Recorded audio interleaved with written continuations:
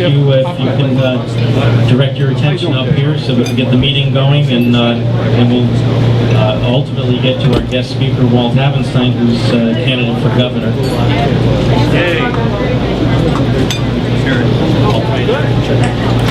Okay, we're going to start off the meeting with the Pledge of Allegiance, and since we have our State Senator Sam Cataldo here, I'm going to ask him to lead us in the pledge. We have the flag over there. Allegiance to the flag of the United States of America, to the republic for which it stands, one nation, under God, indivisible, with liberty and justice for all. Okay, well, thank you very much. We've got a huge turnout here tonight. I think this is probably one of our largest crowds that we've had. It's only fitting because we have a lot of candidates who have signed up in June for the election, the primary coming up in September and the election coming up in November. So that's why I just want to be able to work my way through this as quickly as we can so that we can give any of our candidates out there who wish to speak and introduce themselves to all of you. They'll have an opportunity, and then we'll go on to our guest speaker. So we'll start with the Secretary's report. I distributed copies of the Secretary's report. It's a two-sided report. Hopefully you've had a chance to take a glance at it. I'm looking for a motion to accept the Secretary's report for the May 14th meeting. And we've got a move and a second. Do all those in favor? Aye.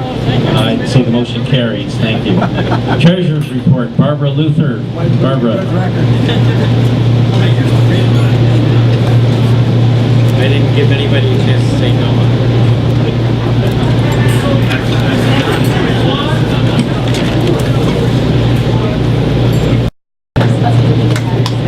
Okay. I think we ought to discuss what we're going to do with that additional 19 cents. Okay, moving along.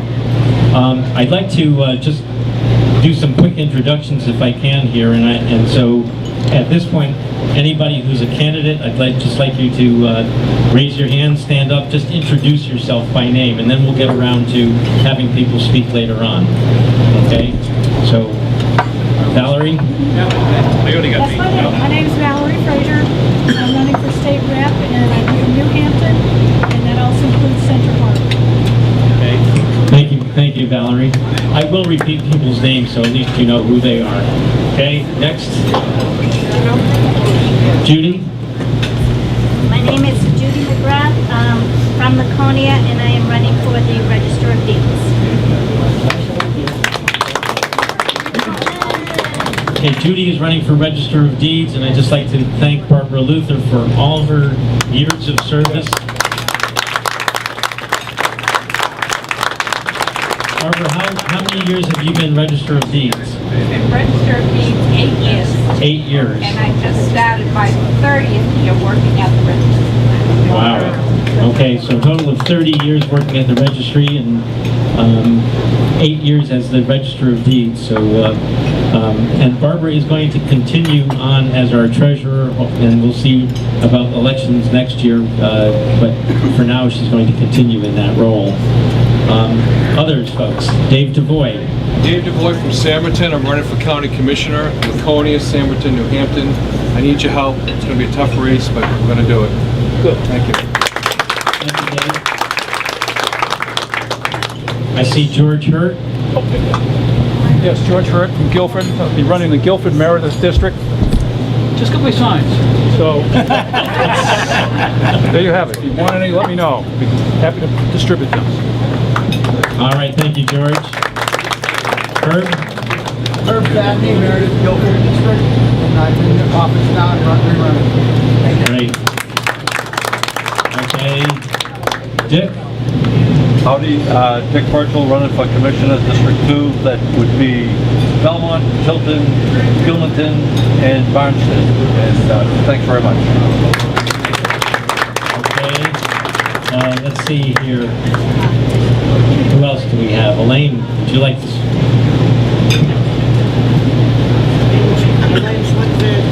I was in office.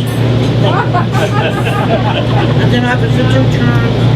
I redistricted myself out of the job. And I'm running for the fourth area, which is District 8, Belknap County, Gilmington, Armstead, and all.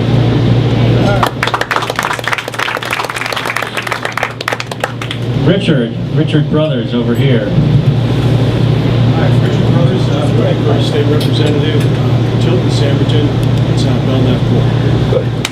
Good luck, Richard. Do we have any other declared candidates from here in the room? Oh, Ray. Ray Howard, from Alton, I'm running District 8, which is Wilmington, Alton, Barnstead. Okay, thank you very much, Ray. I don't think that we have anyone else here in the room who's actually on the list from the Secretary of State's office, but I do want, is there another person? Herb stand up? Herb already did, yeah. I'd like to introduce somebody who is actually, we have one seat that we did not have anyone sign up for, and that's Belmont, which is District 6. There are 2 seats there. Mike Sylvia, the incumbent, is running and has signed up. Chuck Fink, who's also an incumbent, has decided not to run this year. We did not have a candidate, and I'm pleased to say that we actually have someone who's going to run a write-in campaign. Sherry Lebrecht, right here. All right. She's our celebrity candidate here tonight. Well, that's how Mike and... So thank you again, Sherry. Okay, we also have Michael Kitch from the Laconia Daily Sun, and I see we have Skip Murphy from Granite Grok. Do we have anyone else from the press here? No? Okay. And, well, we have a number of new attendees here. That's the last group of people that I'd like to have just stand up and say hello to us, tell us your names. We've got a number of new people here. I'm looking straight down the line, and I don't recall your names, but that's why I'm going to ask you if you wouldn't mind just standing up and say who you are. Woody Fogg and my wife Chris from Belmont. Thank you, Woody. Chris. And across the table from you, not going to let you get away with it. I'm Warren Leary, my wife Nancy, I'm a sergeant at arms in the House of Representatives. Warren. Oh, yeah. Ah, yes, thank you, Warren. Okay, and in the back over here, I'm Pete DeMarco and my wife Maria. thank you, Pete, Marie, nice to see you. We've also got a gentleman over here. I have Jeff Paramore, Lakeport, not to be confused with Laconia. Thank you, Jeff. Who's out back? Is there somebody out back? Michael Campbell is here. Michael has been here before. Thank you for coming, Michael. And we also have Dave DeVoy's mom. Yes. Hi, I'm Meredith. Nice to see you all. Always nice to have family support. Thank you for coming. Thank you. Okay, I think we've kind of covered all the newcomers, all the candidates, everybody else. Is there anybody else who would like to introduce themselves? Okay, don't all jump up at once. Oh, Jeremy. Hi, my name is Jeremy Baker. I'm a field representative with Scott Brown. I'll be organizing the grassroots efforts in Belknap County campaign, and I look forward to meeting you all. Great, thank you very much, Jeremy. Okay, let's just get right into the old business here. As Barbara pointed out, we did have a very successful Belknap County Lincoln Day Sunset Cruise. We had over 350 tickets sold for the cruise. We had 328 people on board, which was a good-sized crowd. Based on feedback from various people, I understand the food was better than it was last year, which I'm pleased to hear. I also got some very good positive reviews about the entertainment on both decks. So all in all, it was a pretty good cruise. And I will point out that, in fact, we were charging less than what the going price was for that cruise. I understand. I found a brochure the other day that said it was $53 a person, and we were only charging $50. So we may bump our price. You want the extra tonight? What's that? You want the extra tonight? Yeah, that's it. That's it, Herb. Okay. Yeah, just see me at the door. Okay. moving along, we do have the primary coming up on Tuesday, September 9th. Very important that everybody plans on voting. Most important that each of you talk this up with your friends, your relatives, anyone nearby, because the most important thing during the primary is turnout. Oftentimes, primaries do not garner a lot of people coming out to vote, and what sometimes happens is the candidate that isn't necessarily going to be the best candidate ends up winning because they've done a really good job of getting people out there. So what's most important is that we need to get as many people out there as we can to vote so that we have the true candidate that the electorate would like to see win that election, whoever that may be. And, as you know, I have to remain neutral on this. I have no candidate favorites. As long as we have a Republican winning in November, that's the single most important goal. So anyway, I do want to point out that as far as governor, U.S. Senate, and Congress, there are quite a few more candidates than what you may have heard. For governor, I believe there are actually 4 different candidates. For U.S. Senate, there's something like 8 or 10 candidates. For Congress, there's more than Frank Pinta and Dan Innes in District 1. There's more than Linda Garcia and Gary Lambert in District 2. By the way, Center Harbor is the only town in Belknap County that is part of District 2. We have some interesting different districts for all the different seats. We've also got, I do want to point out that there are some people who were able to sign up at the Secretary of State's office as independents. They declare their intent to run, and they are automatically on the November ballot. They are not in the primary. And I am aware of at least one individual who is going to be challenging some of our people here in Barnstead, Alton, and Gilmanton, District 8. So that's another thing that you should be aware of. Does anybody have any questions about what's coming up with the primary? Yes, Dave. Could you give me just a 30-second tutorial on how you register? Because I'm a transplant now in New Hampshire, and I'm not a registered voter yet. Okay, in whatever town you live in, you need to go to the town clerk's office and tell them that you wish to register to vote. And they will give you the necessary paperwork right there, and they'll ask you whether you wish to be Republican, Democrat, or not join a party. In other words, be unaffiliated or undeclared. And it's a very simple process. We did have a moratorium between June 4th and September 9th as far as changing parties, but anyone who's new to the town, as far as I know, can still sign up right at any point in time. Okay. Tim. Governor Christie will be here on the 31st of July at the Fisher Cat Stadium in Manchester. So tickets are on sale. Okay, thank you, Tim. If you didn't hear that, Tim was pointing out that Governor Christie from New Jersey, the head of the Republican Governors Association, is going to be in New Hampshire on the 31st, and I believe it's a fundraiser both for the NHGOP and possibly the Republican Governors Association. There are a number of different categories of tickets available. The minimum price is $45, which includes a ticket to the game, as well as being part of the event, to be able to see the governor speak. Thank you, Tim. Okay, I'm going to move on to new business here. Very important topic has come up, and that is that when we have an election, in election years, which are the even-numbered years, we have a convention in September. The primary objective of the convention in September is to review and revise the party's platform. This year, the state party has decided, Jennifer Warren, the chairman, has decided that the platform committee is actually going to be headed up by the 5 area vice chairs here in the state. That would be Rob Casper, Mark Vincent, Jim Coburn, Vicky Schwegler, and I also happen to be the area vice chair for Area 5, which is comprised of Belknap County, Merrimack County, and the Concord City Committee.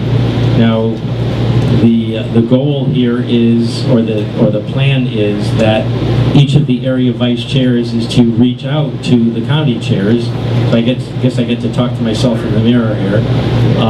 But the objective is that the county chairs are then supposed to reach out to any town chairs, as well as all of you, to say, please review the platform that's on the NHGOP website. Come back to me or to the state party with any of your questions. Oh, sorry about that. Questions or changes that you might want to have. Is this too loud? Oh, okay. So anyway, it's very important that you take a look at on the NHGOP website. It's I forget the actual thing that you need to click on, but it's pretty self-explanatory. You do have to expand the platform in each of the different sections, and you can read through it. I will tell you that after our planning meeting this past Monday evening, the area vice chairs were all in agreement that we would like to see as little change as possible to the platform. We really feel that the platform that we've got right now has put together 2 years ago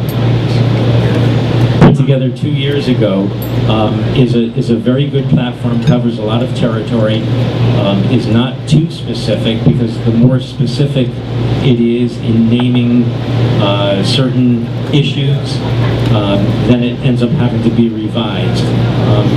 And there are ways of making it so that it's more of a timeless kind of a document and still covers the territory. So those are some of the things that we're expecting to see some changes on. But if we can keep it to a minimum, then it's going to make life a whole lot simpler. But anybody who has any suggestions, by all means, you'll also have a form to fill out on the NHGOP website. It'll be out there. You'll be able to, I'm not sure if you'll be able to fill it out electronically or if you'll have to print it and then fill it out and send it in, or scan it and email it. We're trying to work out the details of that. We will be soliciting information from each of you. I will be sending out an email to all of you. As long as you've signed up on the sign-in sheet, I'll have your email addresses and I'll be able to do that. So, does anybody have any questions about the platform or the platform committee? Yes, Don. What's your schedule for? Well, the plan is that according to party bylaws, we have to provide at least a week. Sorry, this is going in and out. We have to provide at least a week's notice with the current platform and all of the amendments. So right now, it's looking like the state convention tentatively is set for Saturday, September the 20th. And it's tentatively scheduled to take place at Southern New Hampshire University, but as I said, that's tentative, so we don't have it locked in for certain. So a week before that, at a minimum, we need to provide all of that information to everyone who is a delegate.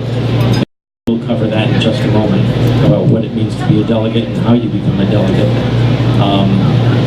Between now and that point, we're not planning on having actual platform committee meetings. We're going to be doing it at the county meetings and the city meetings and the town meetings. So at the August meeting, I'll be looking for more feedback from you. This is a terrible microphone. I'll be looking for more feedback from you. If you've got something that you want to send to me via email, then by all means, then we can talk about it at the August meeting. Okay. Our September meeting will actually be shortly before it's actually the day after the primary. So technically, it's going to be a little bit late at that point to try to get any changes from people here. Okay, Kevin. Are you saying there's not actually going to be a platform committee this year? It's just going to be drafted by the vice chairs? No, it's not. The platform committee is comprised of the area vice chair. That's a big deviation of the way it's been done in the past. That's true. It is different. However, it's not going to be drafted by the area vice chairs. It's going to be a matter of bringing all of your suggestions into the committee. But the area vice chairs are the ones, if we make a suggestion that's rejected by the area vice chairs, it's not going to make it into.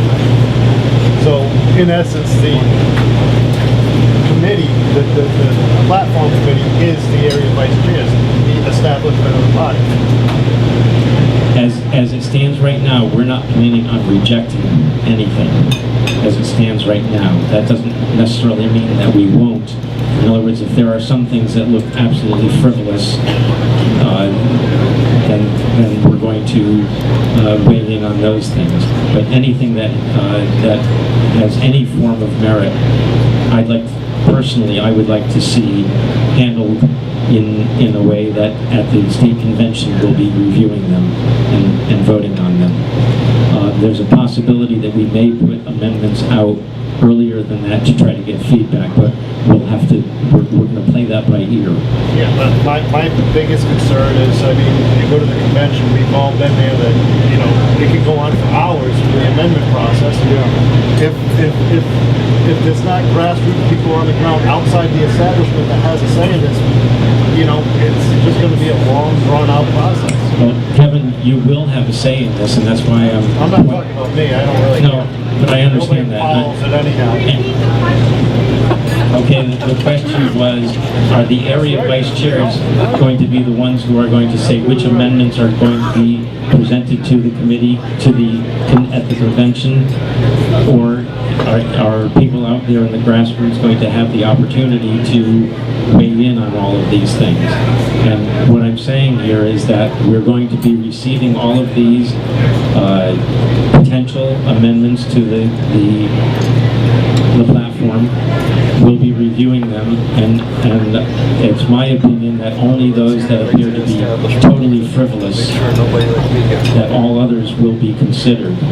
Granted, we do run the risk of having a very long-running convention on September 20th, or whatever the date may if we get a lot of different amendments. But I'm sure many will be similar, and we'll be combining them into what appears to be hitting all of the salient points for a particular topic. Okay. Any other questions? Explain what the story is with delegates at the convention. We have two different ways of being elected to be a delegate, a voting delegate at the state convention.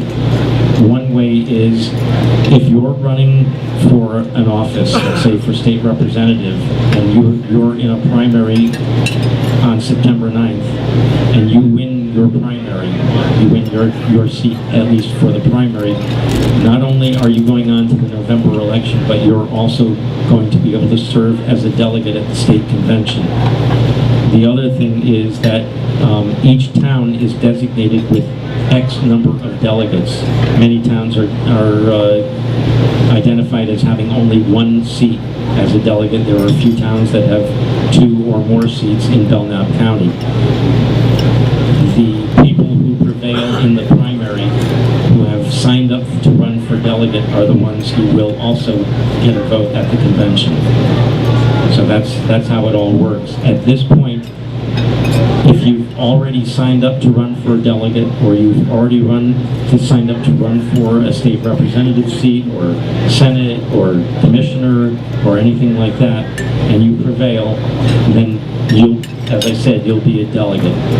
There is the capability to do write-ins as well. If let's say you weren't aware of this, you can always talk to your friends, neighbors, relatives, and ask them to write your name in on the write-in line on the ballot, the Republican ballot, for delegate. As long as you get 10 votes or 10% of the total number of votes cast for all the delegates, for anybody who ran for delegate in your town, whichever is larger, then you will be identified as having been named a delegate, and you'll be notified by the Secretary of State. And I want to reiterate that. Unless you're identified by the Secretary of State and notified that you're a delegate, then you're not. If you feel that you are, you need to make sure you get in touch with the Secretary of State as soon as you can after the primary and let them know that you think a mistake has been made. It's their final decision. Okay? Any questions about delegates and about the convention? Okay. How about legislative and county updates? We've got a number of legislators here. We also have people from the county, well, at least state representatives who are familiar with the county. I don't think we have any county commissioners here tonight.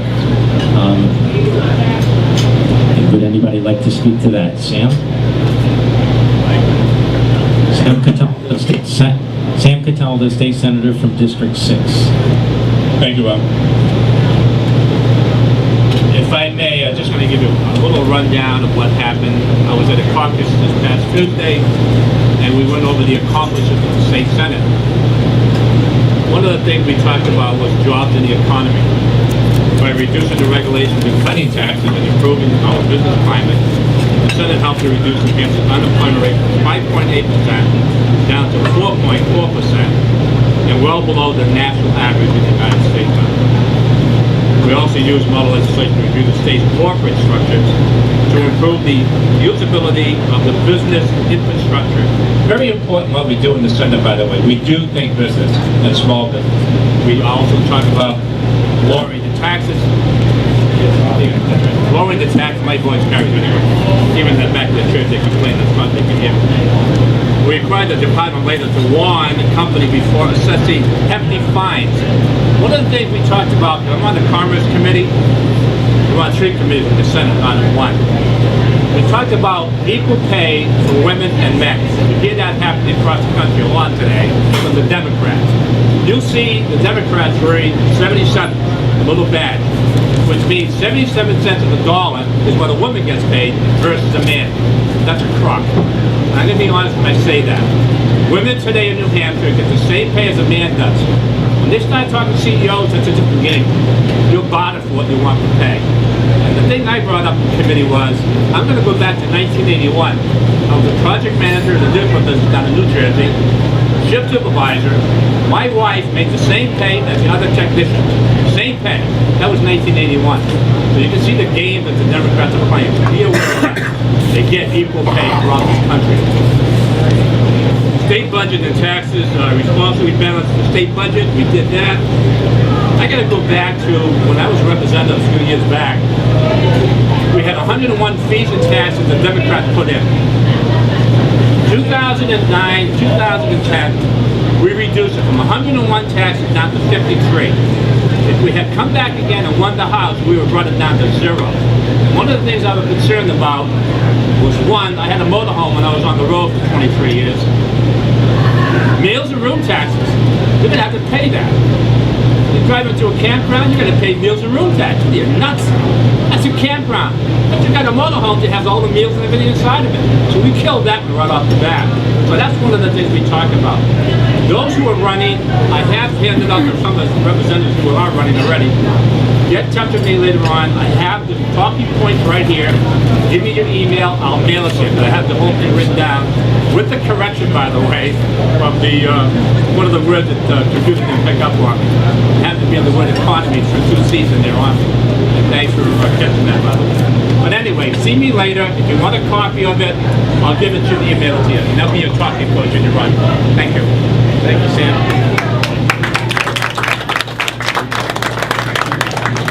Do we have anyone who wants to talk about anything going on with the legislature or with the county?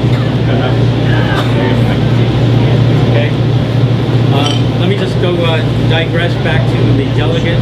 I want to tell you how many delegates we have in each of the towns here in Belknap County. It's very quick here.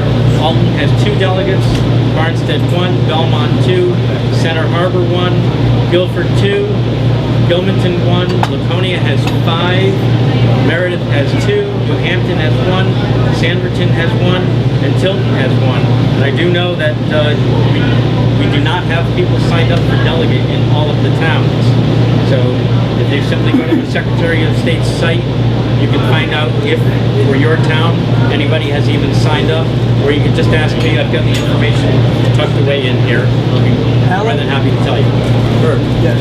Minor correction, Meredith and Guilford are in district with 4, it's not 2 and 2. Yes. All can come from either town or whatever combination. Right. So You say delegates? I was talking about delegates. I'm sorry, I thought Yeah. you were No, I'm talking about delegates. Okay. Let me see here. We've already talked about an upcoming event. Jim Sullivan mentioned that Governor Christie is going to be here on the 31st. That was just announced this afternoon. I wasn't aware of it until the rest of you heard about it.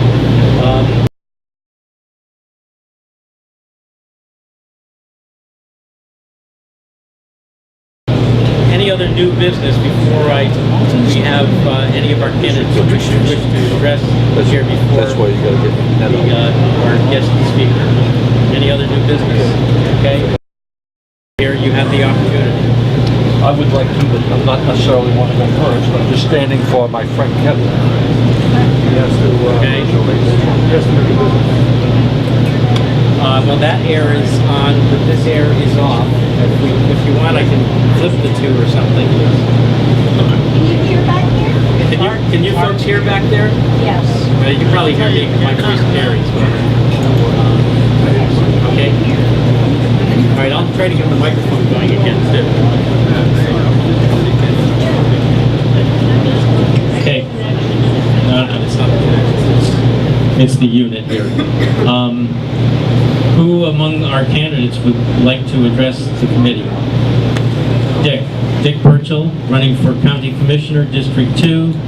This would be representing Belmont, Barnstead, Gilmanton, and Tilton.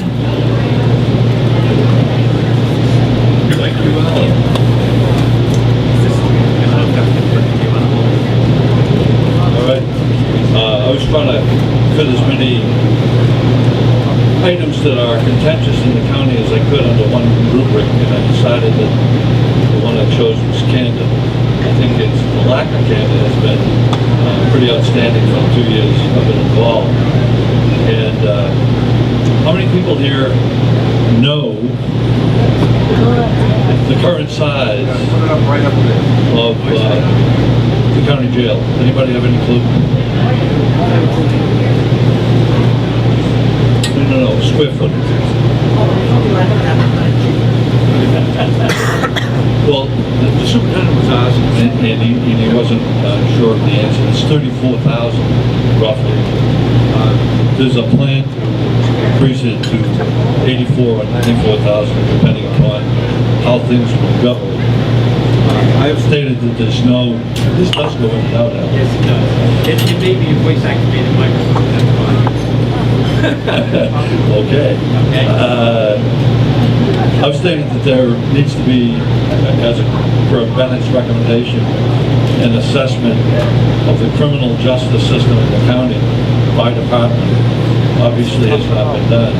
It's been a comment made that the Richard Green jail was designed for 184 beds. In point of fact, it's 144, and it's expandable. The commission has stated that there was no objection from bond counsel to the bond for approximately $3 million, which was disingenuous because they had never asked bond counsel as to whether it was a legitimate thing to bond for 10 years, something that would have a useful life for free. I noticed, again, not just about the jail, but in general, in terms of management practice, that we were told as a county delegation that the increase that the commissioners wanted for this budget cycle was less than 4%. Frank Tilton pointed out that it was in excess of 8%, and the reason for that was that while 2013 saw a budget that included Lakes Region mutual fire systems, the current budget does not. Again, not very candid. I think that the way Barbara Luther has been treated is a direct result of a lack of candor. I would tell you that if I'm elected, I will spend the county money as the delegation authorizes it, regardless of any legal challenges. Point of fact, I've mentioned to people that if it is not clarified between now and the next electoral cycle, I would seek for that clarification, because I believe that the county delegation does have the power to authorize funds, and it does have line item authority. I think that we ought to hire objective representation to negotiate with collective bargaining units and with providers. I think it's inappropriate for the people that are benefiting from fringe benefits to be negotiating those fringe benefits. Just two other things very quickly. I would tell you that I will be courteous and professional in dealing with delegates and others in the county. And I'm happy to say that I just received an email from Frank Tilton saying he has never endorsed one Republican over another in a county primary. But he said that he was endorsing me. I'm happy to accept that endorsement. Thank you. Thank you, Dick. Dave DuBois. Dave is running for County Commissioner in District 1. Is that 1? Yes. Yes.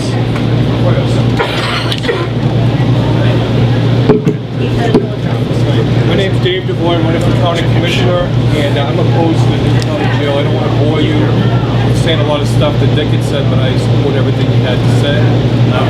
Okay. Can you hear me?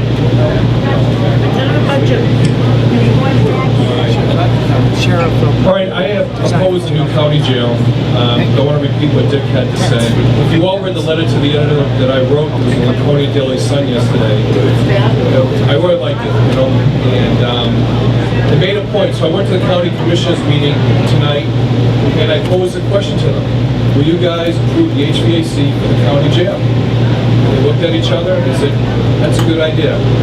So they want the delegation to come back. They told me that the delegation would have to contact them, but we're making progress.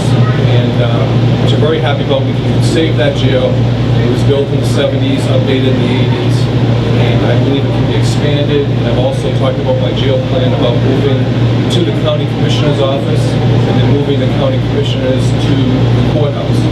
Well, it looks like that plan isn't going to work to go to the courthouse because it looks like they struck a deal with the corrections department now. All of a sudden the corrections department's going to cough up the money to make those changes. But we could always move them somewhere else. But I'm open to any good idea. We got to watch out for the taxpayer. I'm looking for your support and help. And thank you all.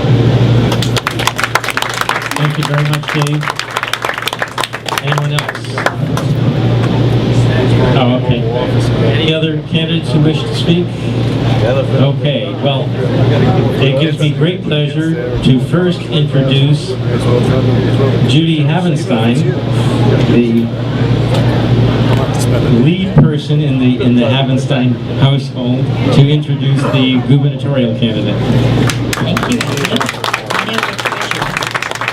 As Alan said, he has to remain neutral during this race.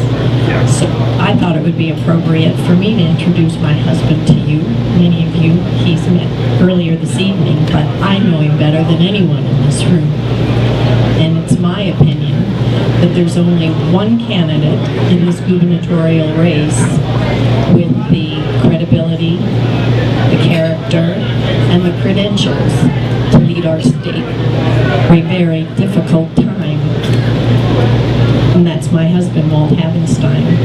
Some people can pack an awful lot into a lifetime, and Walt has done just that.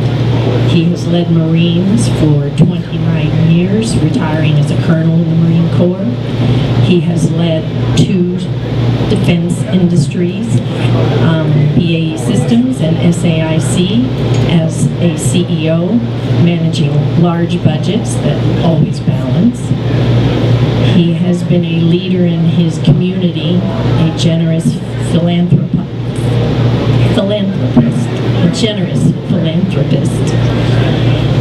And I don't think there's anyone who loves New Hampshire more than Walt does, who's running for this race. He understands the problems, he knows how to tackle tough problems, and he has a 40-year career doing just that. So, ladies and gentlemen, I would like to introduce you to Belknap County's favorite son, the next governor, Walt Havenstein.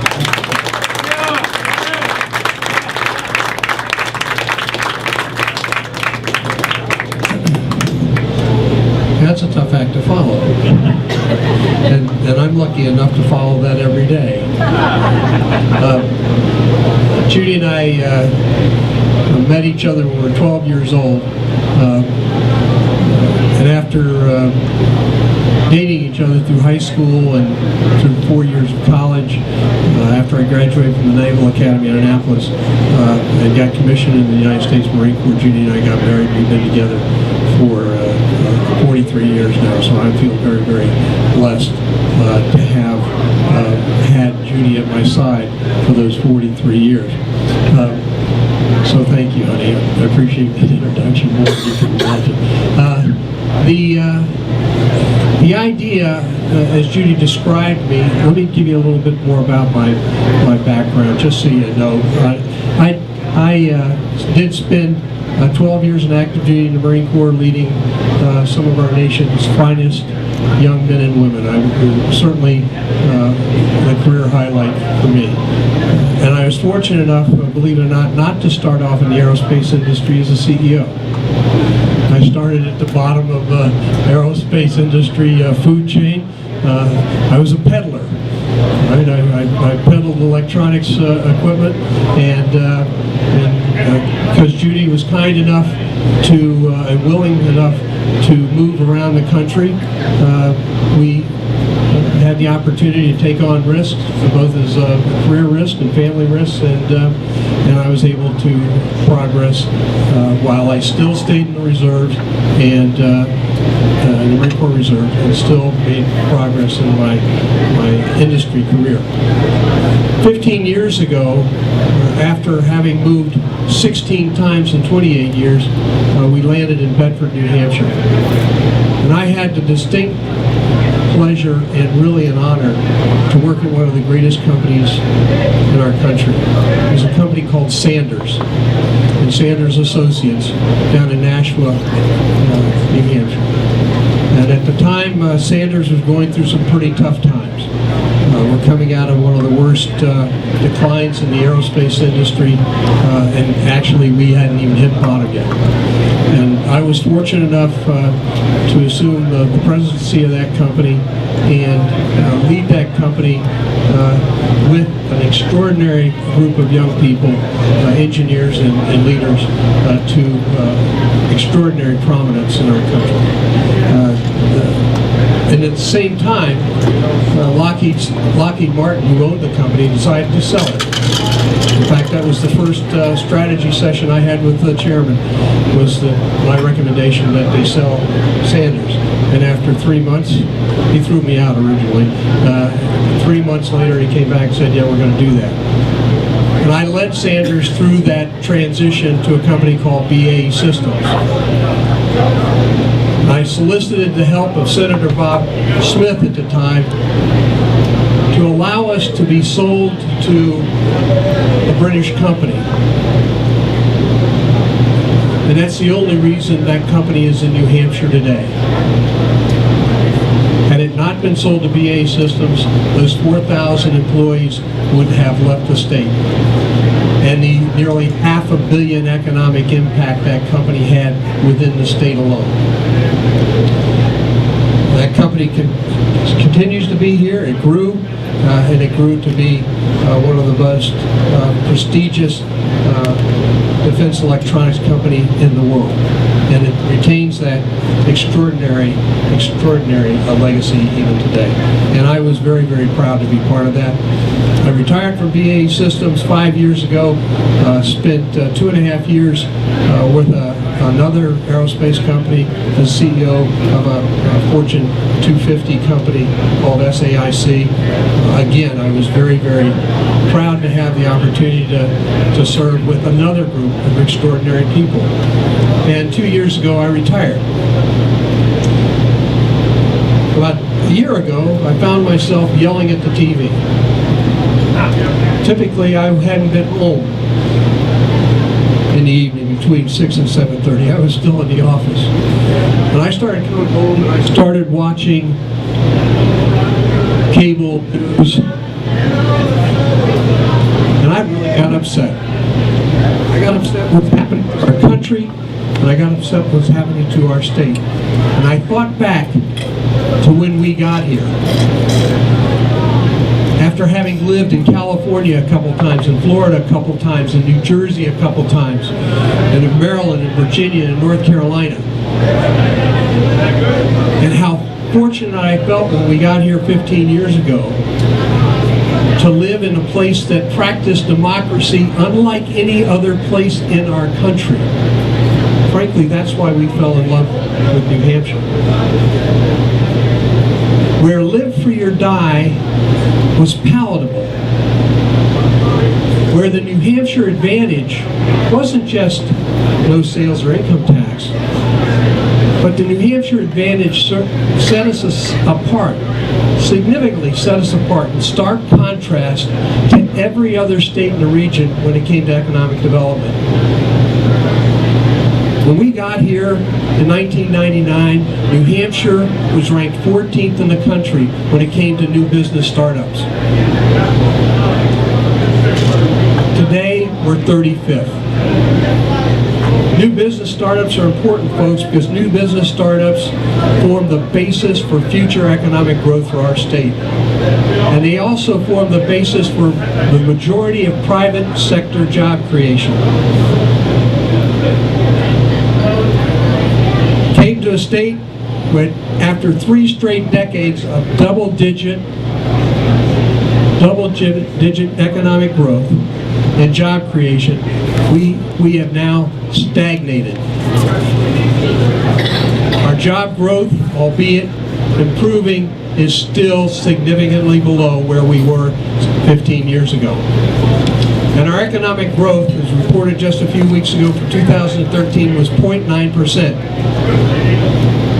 down from 1.1% in 2012. And the governor would have you believe we're headed in the right direction. All it takes, this is not Common Core math, this is arithmetic. 3 more years and we'll be about 0. That is not the right direction for our state. And it's the result of practices, frankly, and policies established by the Democrats and a Democratic governor in 16 of the last 18 years in the corner office, of constantly putting the burden of growth and spending on the back of businesses in this state. That has got to change. And I applaud Sam and the other senators, Republican senators, because you have formed the firewall against irresponsible behavior by the Democrats in the House and the Democrats in the corner office. We have got to change that. We have an opportunity this year to do that like we haven't had in a while. The last 10 years have been squandered when it comes to the economic development of our state. Let me tell you what that's meant. That's meant for the last 6 years, we've actually had net migration of people out of our state. When we got here, people were coming into our state. Young people were coming into our state. I hired 1,000 of them at Sanders over 5 years. Today, they're leaving our state. The largest group of people leaving our state are between the ages of 35 and 55. We cannot have that continue.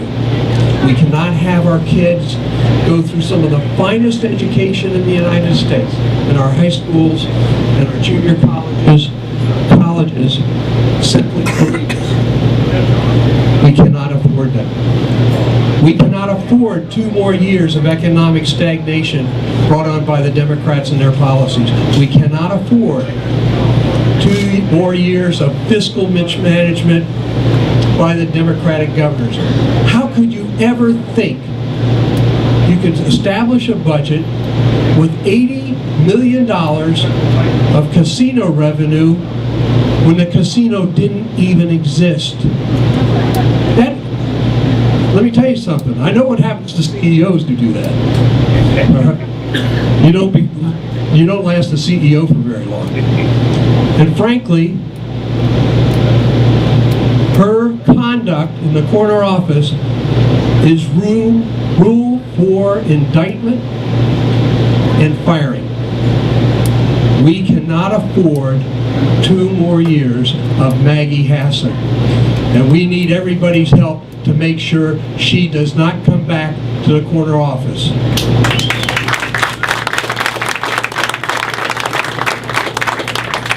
The other thing we need to make sure starts happening again in this state is choice. Choice in health care. At Sanders, when we got taken over by BA Systems, it was a pleasant takeover. It wasn't a hostile takeover because it was the best result for us there in Nashua. But the folks at BA Systems wanted us to all go on a BA Systems corporate-wide healthcare plan. A one-size-fits-all healthcare plan. I opposed that. I got in a lot of trouble for opposing it.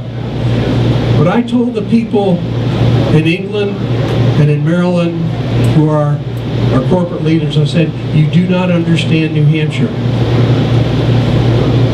People in New Hampshire equate choice to freedom. And when we don't have choice, we believe our freedoms are taken away, whether it's in education, health care, grocery stores. Choice is freedom for us. And I put my job on the line and said, if you force us to make that kind of indiscriminate decision, I can't stay and lead. Fortunately, they allowed me to continue. And we kept Harvard Pilgrim in the state. We were the largest customer for Harvard Pilgrim, and that's the reason they're in the state today. And going to expand over the next couple of years.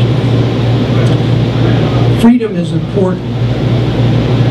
We have every opportunity this fall to change the direction of our state. We have every opportunity to roll back some of the regulations that have been started to be rolled back that Sam talked about. We have more to do. We need to improve our corporate rate structure, tax rates. We are 48th in the nation, uncompetitive in our region. Those economic growth indicators I gave you a few minutes ago, 1.1 in 2012, 0.9 in 2013. Ladies and gentlemen, we have fallen behind Vermont and Rhode Island, arguably one of the worst managed states in the country. I don't hope it didn't offend anybody. That's an embarrassment. What's caused that are over-regulations and tax burdens on our businesses, and we need to turn that around. We can do it. It didn't happen to us overnight. It happened to us gradually. Sam talked about the 101 new fees. What he didn't talk about were all the regulatory burdens that we placed on business. We need to roll those back in a systematic way that makes us once again restore the New Hampshire advantage economically. Get the cars turned around on 93 and Route 3, bring them back so our people aren't leaving the state to work. They can work right here. And make us fulfill our potential of being the best place to live, the best place to work, the best place to raise a family, and the best place to do business. That's why I'm running for governor. I seek your support. HavensteinforGovernor.com I think still works. And I ask you for 2 things. I ask you for your vote, and I ask you for your voice. Alan talked about let's get Republicans elected this fall. That means we have to share our voice with others. whether it's our neighbors, our friends, people in the diner, people in the grocery store line. This is a great opportunity for us to change the direction of New Hampshire. Frankly, it's a great opportunity for New Hampshire to help change the direction of our country. Thank you for your time this evening, and God bless you all. Thank you very much, Walt. Walt, would you be willing to take some questions up here? Absolutely. Okay. Okay. Questions? Yeah. Billy? Okay, thank you.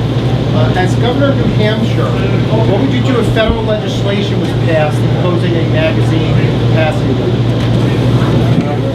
First of all, I took to the state legislature and get an assessment of it,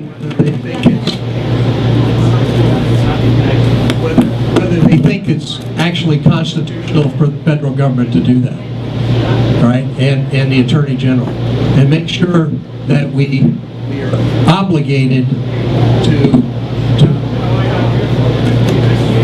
make sure we're obligated under the Constitution to execute that direction. Because if we're not, as a strong supporter, as a gun owner, and my wife's a gun owner, as members of the NRA and strong supporters of the Second Amendment, I'd say no. We're not going to implement that guideline.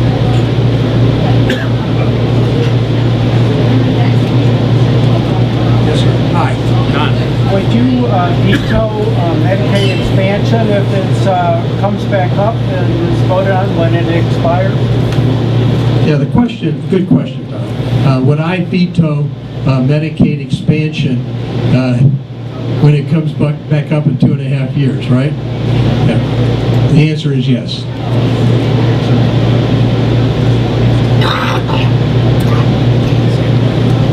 Mr. Havenstein. Stein, sorry. I think you know what my question is going to be based on the shirt that I am wearing. Yes.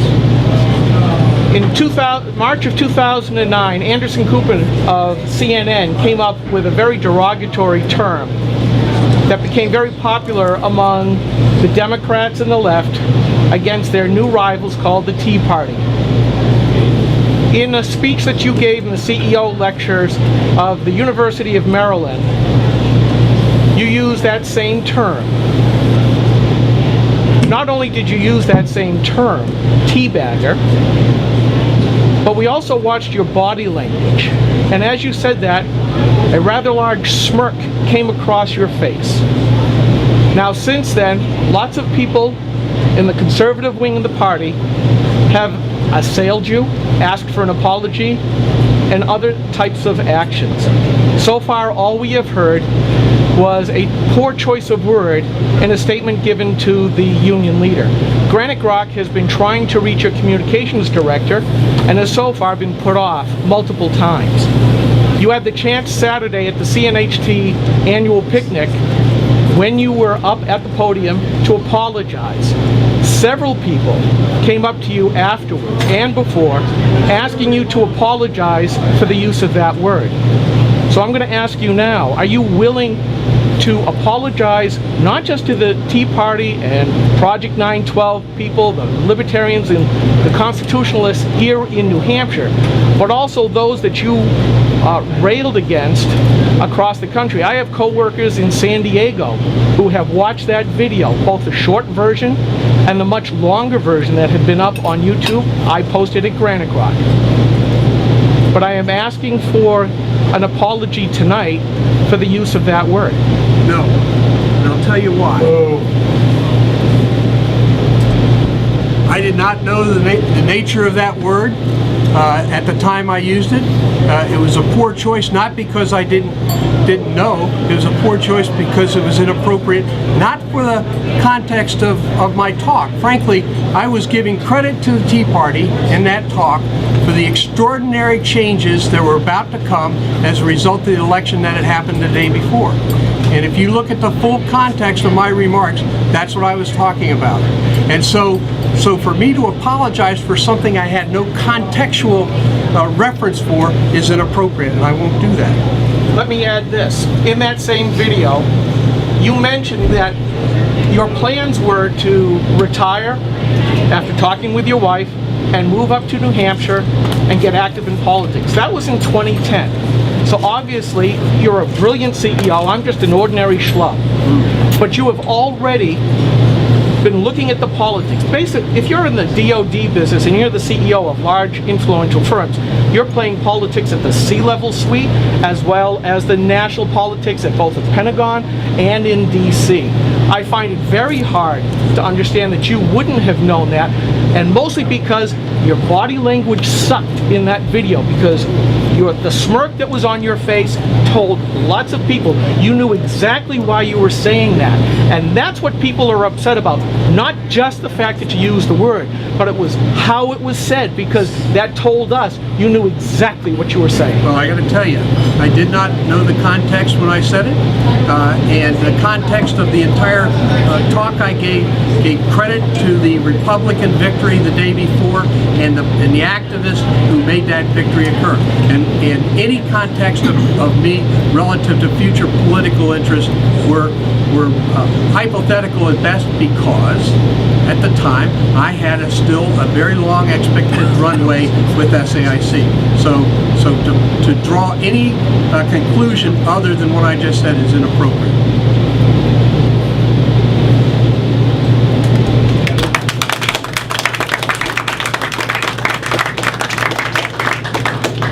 Kevin, did you have a question? Yeah. Sir, I'm tough on politicians. I'm tough on men. And you were a colonel in the Marine Corps, and I'm also a fellow jarhead as well. And I gotta tell you, I watched that video that Skip referred to, the full video, and I judge politicians and men on their word, and I don't believe you. I think your body language is absolutely, I don't believe you, and you have to understand that the Tea Party, which there isn't a Tea Party, that's the conservative wing of this party, the party that you are trying to get our nomination. Yep. You just disparaged and insulted the entire conservative wing of the Republican Party, and you refuse to apologize. At least you were wrong. You now say you didn't know the context. I didn't know the context then. You can now stand up and say, I apologize if I offended somebody, but you're not doing that. You're not man enough to do that, and you're not getting my vote. Well, I'm absolutely committed to apologize when I've done something wittingly to offend people. If I bump into you accidentally, I didn't mean to bump into you, I'm still going to turn around and say, oh, I'm sorry. It's appropriate. If you accidentally insulted somebody and you refuse to, that's arrogant. Well, it isn't arrogance. I think the distinction you're trying to draw is what I knew versus what I actually did. And that's so hard to say, I'm sorry if I insulted people. Well, I certainly am sorry if I insulted I'm sorry. Every colonel I've ever met in the Marine Corps would apologize.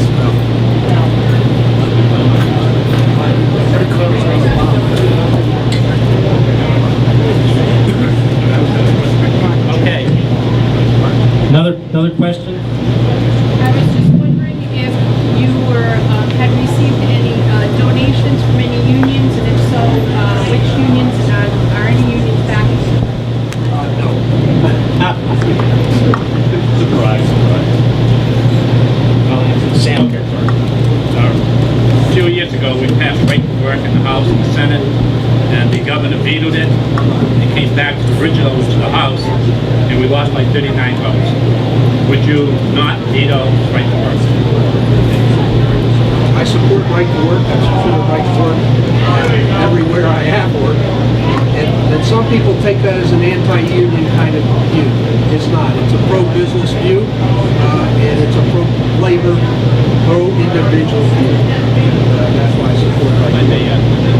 If I may add one thing, by the way, we lost by 39 votes that day, and I turned around to the two representatives behind me, who have to be Republicans, and I said, you just voted with the Democrats.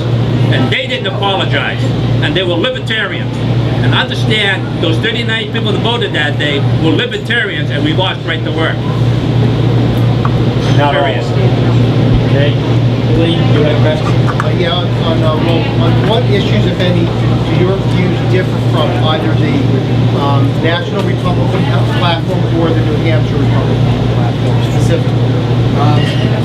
Specifically, there are 18 principles in the Republican, state Republican platform, and 75 applications of principles. As I've stated before, I'm a right to choose Republican. So I have a difference in that one principle and 2.5 of the application. Other than that, line up, agree, right down. So just specifically on what, I'm not sure what specific issue, not to get into too far into the weeds on the individual, just on the general issue and how No, the only views that differ are my support of right to choose and my support of right to choose. I guess okay, thank you. Okay. Yes, Mike.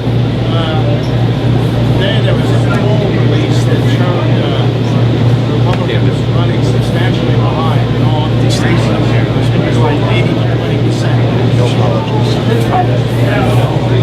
How would you cut down on that and get this done? First of all, we've got a lifetime left in this election cycle. We've got a lot of work to do. I'm not terribly happy about being the underdog at this point, given where I came from just 10 weeks ago. But we've got a plan for economic development rolling out. We've got a plan for grassroots activist work for name identification. We are going to be leveraging the Victory program, Victory 365 program that the state GOP is putting in place. And I feel very, very confident that when the real poll comes out in November, Republicans are going to do very, very well. In the process, we're going to indict Maggie Hassan on her record. Okay, other questions? Anyone else? Going once? Going twice? Well, thank you very much for being here. Okay. That basically brings our meeting to an end unless anybody else has any new business item that they'd like to bring up at the last moment here. Seeing that there are none, let me just point out the next meeting is going to be Wednesday, August the 13th. The meeting after that will be Wednesday, September the 10th, the day after the primary. Thank you. So please mark your calendars. I will be announcing who our guest speaker will be at the August meeting, hopefully shortly. I'll be announcing that. And I'd like to have a motion to adjourn the meeting. So moved. Second. All those in favor? Okay.